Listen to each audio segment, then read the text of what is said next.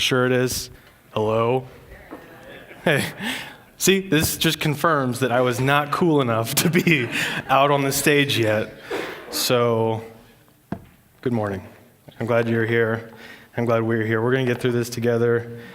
Will you pray for me? I'm just kidding. Okay.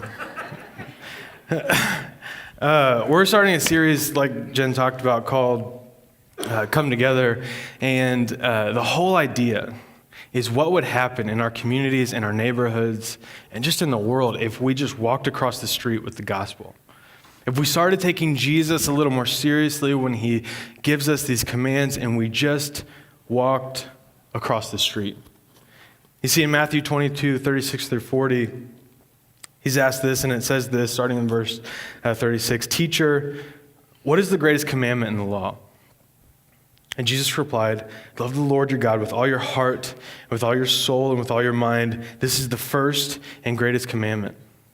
And the second is like it. Love your neighbor as yourself. All the law and the prophets hang on these two commandments." The second most important thing about life, second only to loving God completely, is to love your neighbor as yourself. And it's interesting that even though he's asked what is the greatest commandment, he goes on to say what the second greatest commandment is, because he ties these two things together. Almost like you cannot love God with your entire heart, soul, mind, and strength unless you love your neighbor as yourself. And so here is the bottom line truth for the day. The only thing that we want to be walking out with today, hopefully, is just this. We need to love our neighbor as ourselves. I know that's shocking, but it's just true. It's just this bottom basic truth of Christianity. We need to love our neighbors. When I was 21, I went on a canoeing trip with three of my best friends, and it was there that I came the closest to death that I've ever been, and I saw what it meant to love your neighbor as yourself. So maybe the death part was a little bit of an exaggeration, but let me tell you what happened. I went to Algonquin National Park in Canada when I was 21. It was the year before my senior year in college, and we just wanted to go and take a trip where we were just away from it all for a couple of days. And so we drove north for a long time, and if you ask directions from me towards Algonquin National Park, I'll just say go north. That's all I know about it because I was in the back seat the whole time. But we got up there, and I remember being very, very, very unbelievably unprepared for this trip. The night before, when I started packing, the night before we left, when I started packing, I was packing all my stuff together, and Emily, who was then my girlfriend, said to me, "Adam, don't you think you should take some warmer clothes?" I said, "Emily, it's August, and we're backpacking. You want to keep your backpack light, trying to show how much of an outdoorsman I was. You want to keep your backpack light, and plus I got my sleeping bag, so I'm totally fine, On the first night, I had to borrow sweatpants and a sweatshirt. And when we got the tent out, we were putting the tent up, which I was responsible for bringing. We got the tent out, and my friends were like, "Hey, Adam, where's the rain fly?" And I was like, "I'm sorry, what? It's not in there?" And so we had to take the tarp that was meant for the bottom of the tent and put it on the top so that rain didn't come in, because in August it is cold and rainy in Canada. I'm convinced it's cold and rainy in Canada always, and so if you go up there, bring a coat. Okay, that's my advice for you. But when we spent the whole weekend not getting rain put on us from the top because we put the tarp on top of us, but rain was seeping in through the bottom, and so we were cold and rainy and wet the whole week because one of us forgot the rain fly. I still can't remember who on the trip did that, but we were on the way back from the trip, and there's this little 1.5 lane road, this like insanely long but small road that got you back into the wilderness where we had unloaded our canoe and we had gone. And we were driving, and we hadn't seen anybody that day. In fact, when we were driving in, we didn't see anybody on that road. And so we're driving, and we're, going at a decent speed because there's no one on this road. It's just us, and it's a 1.5 lane road. We're going to be totally fine. And then in the distance, I see a 6-wheeled death truck coming towards us at a speed which is irresponsible at best, okay? And so this truck's coming past us, and I think we're not going to fit. Like the two of us cars are not going to fit because we're in a Honda Civic. We've done our part. to get past on this road together. You're in a monster truck. You're being selfish in this moment, you know? And so they're coming towards us. On the left side of us is a mountain. On the right side of us is still a mountain, but the cliff part of it. So it's just down. And I'm in the passenger seat, and this truck's coming towards us. They get the mountain as a buffer. We get a cliff as certain doom. And so we're driving past it, and I remember thinking as we're passing it, like, slow down. You know, like we could slow down a little bit. But I don't know if male competitiveness kicked in for my friend who was driving, but we just kept going at a full speed like, we're going to make this. And so as we passed the truck, I went, you know, because that helps. So I just get skinny, you know. And we passed the truck and we made it past. And then I thought, oh, that was great. That was, you know, some excitement. And then all of a sudden we just went, boop. And we're just driving kind of like this. And like, oh no, this is not good. And I remember thinking kind of eerily, peacefully, this is how I die. Goodbye, cruel world, you know? And so we're just slowly teetering down a cliff, and our car just kind of, it's then that my friend is like, I should stop, you know, I should slow down. But he didn't hit the brakes, he just kind of coasted. And so we're slowly going down this cliff, and then we just stop, and then we stop. And I see up in front a tree, a half tree, that was broken off, but it was holding our whole car. And I promise you, this is not an exaggeration, because the only thing that we knew how to do when we got out of the car was take a picture, because we were dumb college students. And so we took this picture. Yep. We took this picture. And if you can see in the top right of that is the half tree that genuinely saved our lives. Like, that's what caught us. Otherwise, we're goners. There's no other trees. I can see the river that formed this mountain that was supposed to be the end of us, but I love that tree. I didn't go down to try to kiss it because I, tempted fate with that cliff once. I wasn't going to do it again. But we're standing there, and we stood around for a good half hour, as men do when they're in a problem that they don't know how to solve. We didn't even think to ask for help. We just started talking about how we could solve this ourselves. And I mean, I know I'm pretty strong, but we weren't just going to try to just pick the car up off the cliff. But we're like, we got to do something. There was no cell phone service. We were a good 12 to 15 miles until there was a paved road. And so we're like, okay, we got to split up. 2 of us have to stay here, and 2 of us have to go and try to walk back towards civilization. And then a second car pulled up. Again, these are the 2 cars we saw the whole trip. They happen to be on the same time, and one after the other. And this car pulled up, and we're a little bit skeptical because the first car sent us almost to our doom, and so we don't know what the second car is going to do. We don't like Canada at this moment, And so this car pulls up, and then he just stops. And I remember him saying to us, "Got your car stuck there, eh?" To which Geringer, my friend, responded, "They really talk like that." And I was like, "Be cool, man, like chill." And so this Canadian guy gave up the rest of his day. The rest of his day. He drove us all back into town. He's like, "Your car will be fine. Just come with me." He got us some food. He made sure that we called this certain towing company because he knew this certain towing company, and he knew that they weren't going to overcharge us and they weren't going to ask us to do anything crazy. And he followed the tow truck company back with us to make sure the tow truck company did what they said they were doing. I mean, he was the nicest Canadian man in the history of the world. And actually, maybe he's just a Canadian person, but I don't know. He was nice to us in this moment. And so he followed us, but he gave up his whole day until our car was pulled off the cliff, and he said, "We'll test it. Like, we don't necessarily have to get any work done. Just test it and see if you can drive it home." And it worked. And he was like, "Okay, you guys be safe on your way home. Like, let us give you some money. Let us give you something. Do you want all of the stuff that we have? Because you can have it." He's like, "Oh no, I'm just glad you guys are safe. Be safe on your way home. Good luck, guys." And he just left. I've never seen that man again, but I'll never forget him. Because when someone loves their neighbor as themselves, it sticks with you. And we have this command to love our neighbors. And so again, the bottom line truth for the day is we need to love our neighbors. In Luke chapter 10, an expert of the law stands up And he's trying to test Jesus. And he asks the same question that was asked of him in Matthew 22, and he says, what is the greatest commandment? And Jesus replies, love the Lord your God with all your heart, soul, mind, and strength, and your neighbor as yourself. He doesn't even see fit, and Luke doesn't see fit to break it up into two different commands. It's just, he adds on, and your neighbor as yourself. And so the expert of the law who's trying to test Jesus then asks, well, who is my neighbor? And Jesus responds with a familiar story, the parable or the story of the Good Samaritan. So if you have your Bibles, you want to open up to Luke 10, 30 through 37, it says this. In reply, Jesus said, a man was going down from Jerusalem to Jericho. When he was attacked by robbers, they stripped him of his clothes, beat him, and went away, leaving him half dead. A priest happened to be going down the same road.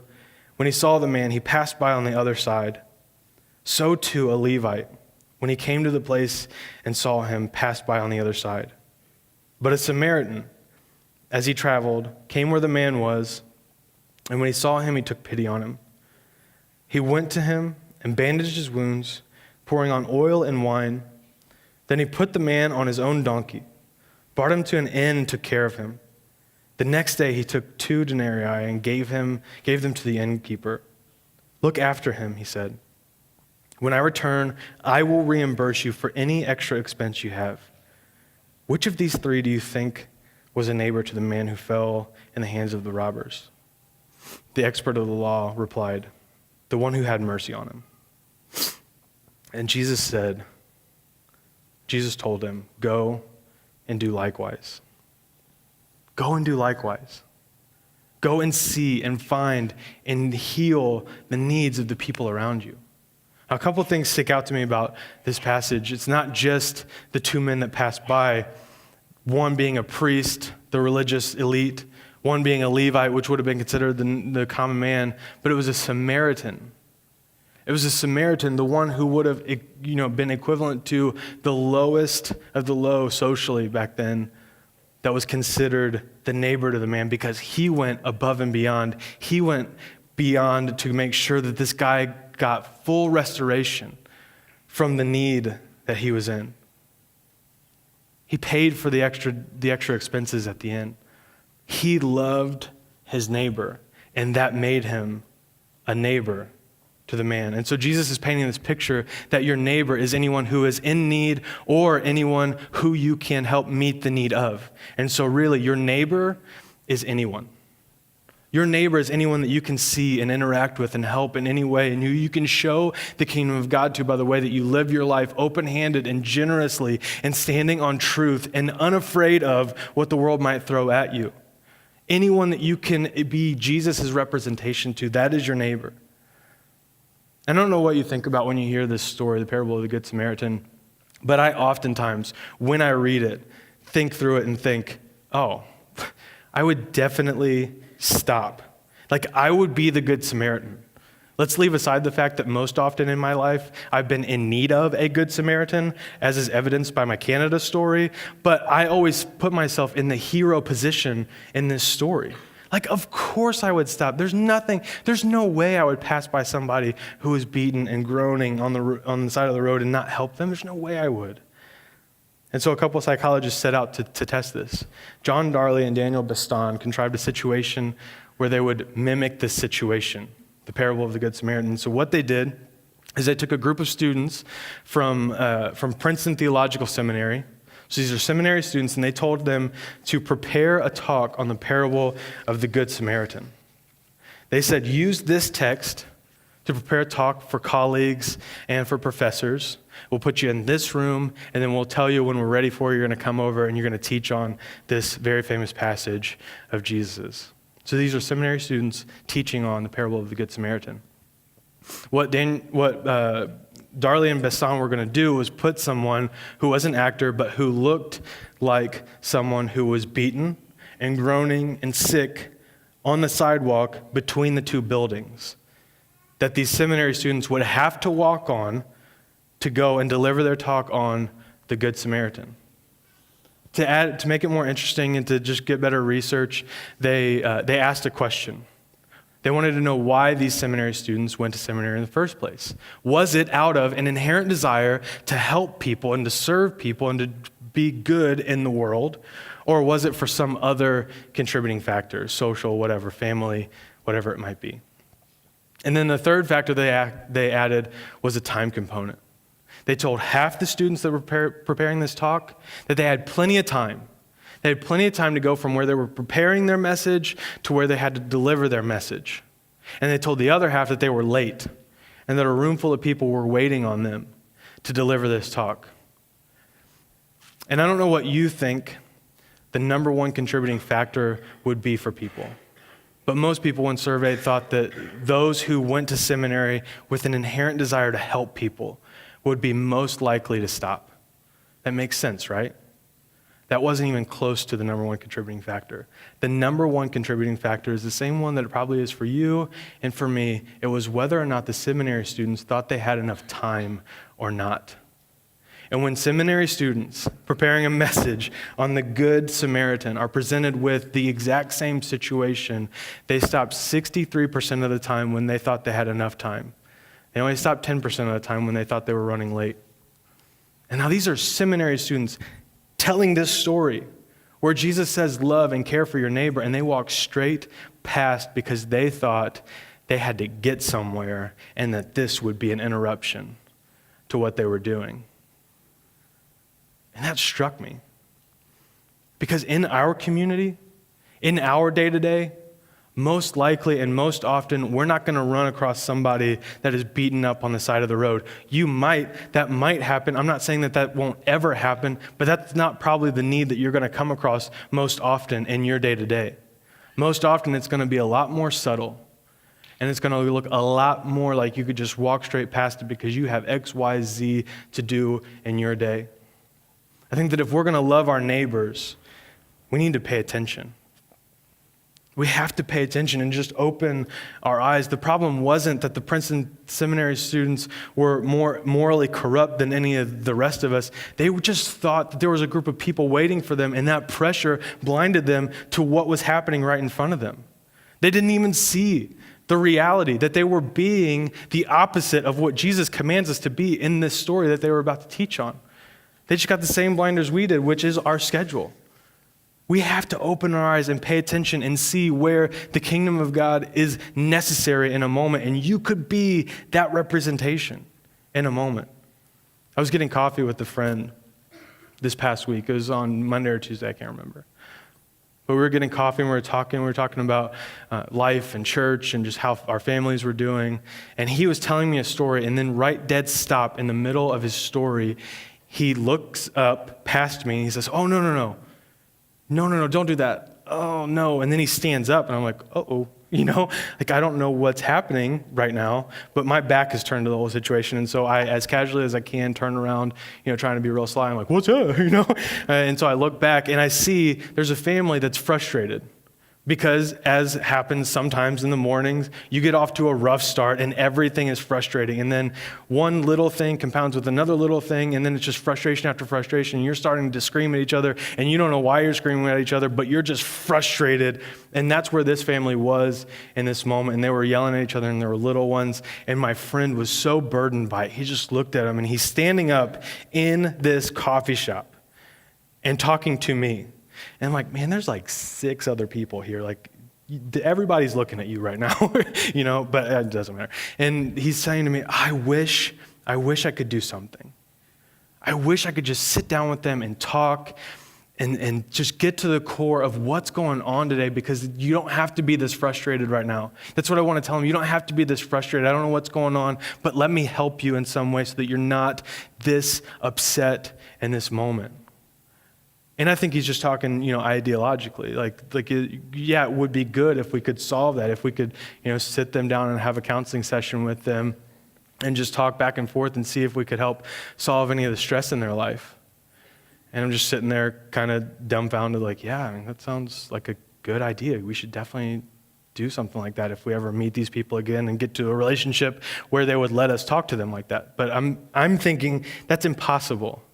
This is just a reality that's going to happen today. And then my friend walks away to the counter, and I think it's just over and done with, and he's going to get a box for his leftover food. But then he just walks away, and I don't know what's going on, but he's heading in the direction of the bathroom, so I have a guess, And then I hear the cashier tell that family, "Oh, don't worry about it. That gentleman that just walked away, he got it for you." And let me tell you that my friend didn't solve all their problems, but he definitely unwound the tension of the moment. And that frustration turned to gratitude, which turned to patience. And they were just able to have a morning together where there wasn't screaming and shouting. There was just food and fun in that moment. And I got it. Like I saw, oh my goodness, I would have missed it because my back was turned and my eyes were closed. And I just wasn't open to what was happening in that moment, but my friend was. And he showed me that loving your neighbor doesn't have to be this monumental, huge thing where you have to take somebody who's beaten and on the side of the road and go put them in an inn and take them to the hospital. Sometimes it's a simple gesture that costs $7 and just a willingness to say, "You know what? I don't know what else happened in your day, but let this be a good thing that happens." And that small representation of who Jesus is to the world begins to make ripples in eternity. Sometimes you don't have to move heaven and earth to make a difference for heaven on earth. You just have to be willing to participate in what's happening right in front of you. The other thing that we need to realize, and this is one of those things that I'm really telling myself here too. Okay, and so this is not like I am in any way better than. This is sometimes I feel like God has me teach out of his word because I'm too stubborn and bullheaded to get his truth unless I spend hours with it. And so this is where my stubbornness of excuses meets the truth of his word, and it just wrestles in me. And so here's the other part of it. We need to take Jesus seriously. Love your neighbor as yourself, period. There is no qualification to that. There is no extra definition to that. There is just this truth that says, love your neighbor. And while it's good, it is very good that we go and we love all of our neighbors. And while, yes, it's true that that's meant to communicate on very, very broad terms that our neighbors are anybody that we come in contact with. Like I said in the beginning, anybody that has need and anybody whose need that we can meet, that's our neighbor. While that's true, it's also true of our neighbor, of the person who we reside next to, our literal, physical, next door neighbor. While it's good to go on mission trips, and it's good to serve at Threads, and it's good to go to Helping Hands, and it's good to do all these other things, that is very good. We should never, ever stop doing that. In fact, we should probably do it more often. The command to love your neighbor is not paused on your way to that place or your way home from that place. And so the banner over your home is love your neighbor. And when you are at your home, that's where you're supposed to do that most often. It's in your whole life. As you're coming and as you're going, you're to love your neighbor. And so today, everybody's going to leave with a magnet. This magnet, can you see this magnet? Oh, this magnet. And in the middle, it just says love your neighbor. And around it, there's 8 squares. And those 8 squares just represent the homes that surround your home. And the question is, can you fill in the names of your neighbors? Household name is sufficient, but extra credit is everybody that lives in the house. If you're, an extra credit sort of person, I usually just got by, but that's okay. But could you write down in these boxes the names of the people who live around you? And could you just start praying for them? And here's the truth. This is hard sometimes. It's really hard for me sometimes because I am not good at going and meeting people.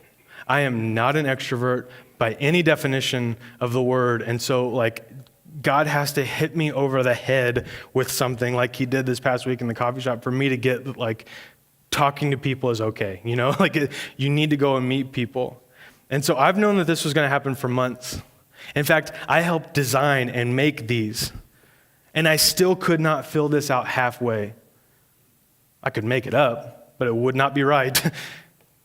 I still couldn't even get halfway done. And so don't beat yourself up if you're not there yet, but a commitment to saying, I want to do this. I want to pray for my neighbor. I want to love my neighbor. That'll start to change things. And now listen, I'm not saying that you leave here today and you go to all your neighbors and you knock on their door and you say, hello neighbor, I'm here to love you as myself. Don't do that. That would be weird. People would talk. Okay, that's strange. Don't do that. But just represent Jesus with your family in your home. Just be generous, and when you're having a cookout, make extra food and tell them honestly, hey, we have some extra. If you want to come over and have dinner tonight, we've got it covered. Or shovel snow for them. If it ever snows in Ohio again, shovel some snow. Or perhaps you could take down their garbage can and just say, hey, I take my garbage can out at this time every week. Do you want me to get yours? Because that would not be a big deal at all for me. I would love to do that. Whatever it is for you, just start to be more open-handed and generous and unlock some doors and just let the fences drop down. Not because your neighbors are your Jesus project, that you're trying to check off some list of conversion and you're trying to get them to, no. But because your neighbors are your neighbors. And Jesus said, love your neighbor, period. There is no other qualification. There needs to be no other motivation than Jesus said, do this, and this will work towards the end of what he's trying to do on earth. If we are generous and we are kind and we show people what his life looks like, they'll start to see it. So the question is, who are your neighbors? How much could you fill out that magnet? Like I said, I wouldn't even get halfway done. I hope that you're way off to a way better start than me. But there's a pretty famous quote that says, preach the gospel at all times. When necessary, use words. St. Francis of Assisi, kind of. And the reason I put kind of in parentheses right there is because the earliest attribution to St. Francis of Assisi with that quote is in 1990, which is just a short 700 years after St. Francis of Assisi died. So he probably maybe said something kind of like that, but maybe not that exactly. What he actually did say in the year 1221 was this: love one another, as the Lord says. This is my commandment, that you love one another as I have loved you. And let them show their love by the works that they do for each other, according as the apostle says. Let us not love in word or tongue, but in deed and truth. It is not quite as memorable, but it is just as true. The problem with the first quote is that it kind of downplays the importance of the words that you'll say. And it kind of makes it seem like you don't have to tell your story, you don't have to mention Jesus all that often, that the thing that's more important are the actions that you take. And it's true, the actions that you take are important. Your actions should not contradict the words that you say you live your life by. But it is important, and I think St. Francis of Assisi would agree that it's important to use words because he himself was a preacher, a well-known preacher, a preacher known for going to places where people were and talking to them and using creative and unique ways to preach the gospel. He wouldn't just stick to liturgies and homilies from back in the day. He would try to communicate the gospel in ways that people would understand. And so St. Francis of Assisi would say it's very important to use words. And so I'll say this: when necessary, use words. And this is just a reminder, because sometimes we can convince ourselves that they'll get Jesus by osmosis almost. They'll just see Jesus in my life, and hopefully they'll know that that's Jesus that's driving me to do that and whatever. Maybe. But why be afraid? Why be ashamed? Why be worried about talking about who Jesus is and what he's done for you? I get it. It can be embarrassing or it can be nerve-wracking at times. But when necessary, use words, because when your actions start to open doors and start questions like, why would you do that? Why do you always make more food when you cook out and invite me over? Why do you do that? Use words. Talk about who Jesus is in your life. Tell your story of grace and why you're generous. Because you found life. You found life in Jesus, and he rescued you when you were nowhere and you were nobody, and he brought you to full life, and that generosity knows no ends. And so I'm trying to be more generous because of a Jesus like that.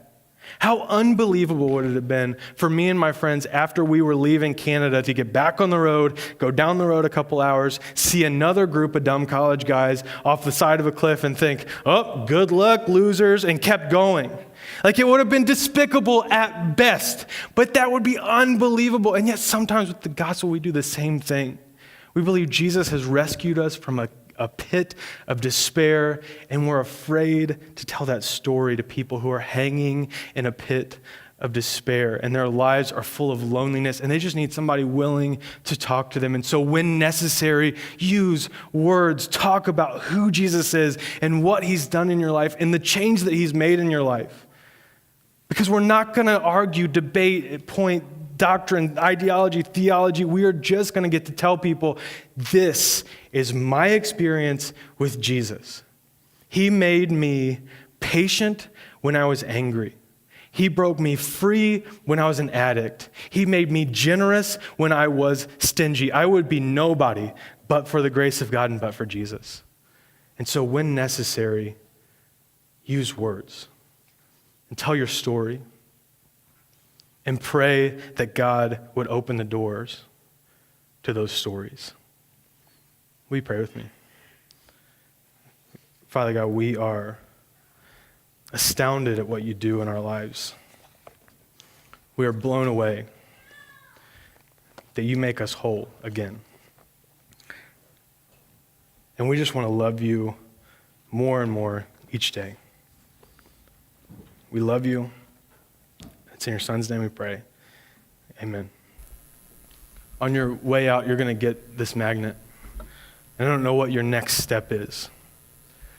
But in this moment, if you follow Jesus and you're ready, would you just sing these words out wholeheartedly and just tell him, God, with everything I am, I'll be about what you're about.